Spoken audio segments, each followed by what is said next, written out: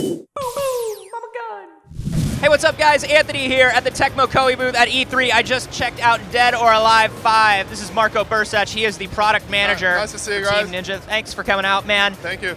Big changes here in Dead or Alive 5, some tweaks to the fighting system. Yeah. Tell me about the critical strikes and stuns and how they're kind of changing the flow. Yeah, well, we really wanted to get Dead or Alive 5 to be the king of all fighting games. We wanted to be out there. We wanted to be the fighter. We really focused on kind of retweaking the fighting engine as well. We've got the 4-point holds back. Our hardcore players will be just really happy to see that in there.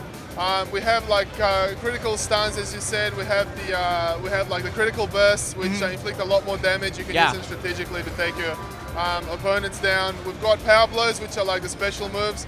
We've made them a little bit more difficult to execute. Okay. So pro players are going to feel a little bit more at home there with that.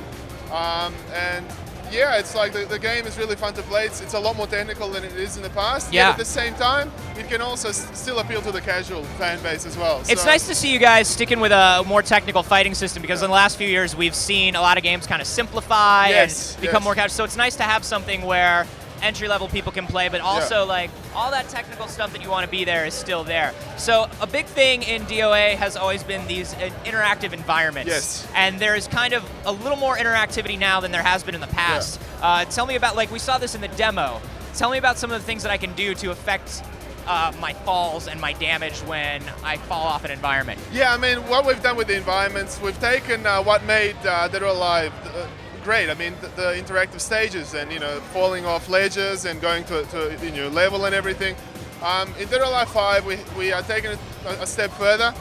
What we call it is fighting entertainment. That's the concept. We want to kind of make these stages like blockbuster Hollywood movies. So each stage is going to kind of have its own little gimmick that we're calling kind of dynamic attractions. Okay. That kind of, well, when that's set off, you'll be able to do some crazy stuff with it. Like, as you saw in the demo, in the scramble stage, like the whole building falls down and, you can knock your opponent off the ledge, and what we call in the cliffhanger. In the stage right now, like, it's called the show, like, you'll be able to, hit your opponent and you'll be able to do all this crazy stuff in the circus, like Jack in the Boxes coming up, or like, you'll be able to like launch your opponent into a massive clown mouth, and that'll be like, it'll trigger a human cannonball, and it's just some crazy stuff. So it's what I like about it though is there's a level of interactivity to it where, like you said, in the scramble stage, I got knocked off the side of the building, but there was a moment there where if I tapped guard, I got to stay on the roof. Yes, that's correct. We do have that system as well. As I just said, we're calling it cliffhanger. Okay. And you can kind of match your button input to your opponents and kind of and try to,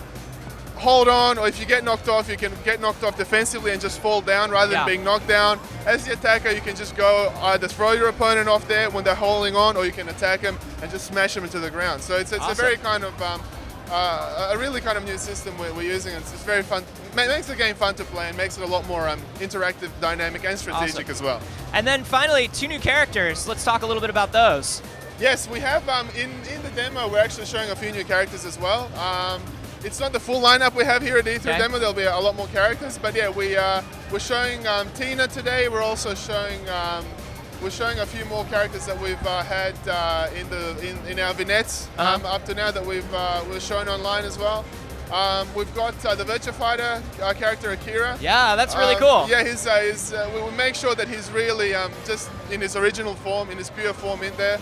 So we work closely with Sega as well to make sure that he maintains his true form, and we're really happy about Akira. He's a great character. Yeah, fits really well with the series. Yeah, he does. But we thought it'd be great for him to be in there. And, being also the kind of Virtua Fighter, being kind of the forefather of fighting, so we're really proud to have him in there as well.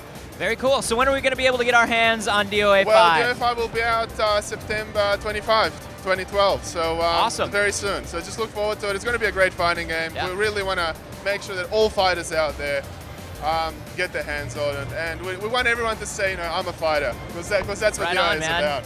Very cool. September 25th, looking forward to it. We got more information on DOA 5 right here on Rev3 Games, and of course we are at E3 all week with tons of videos, so be sure that you have subscribed.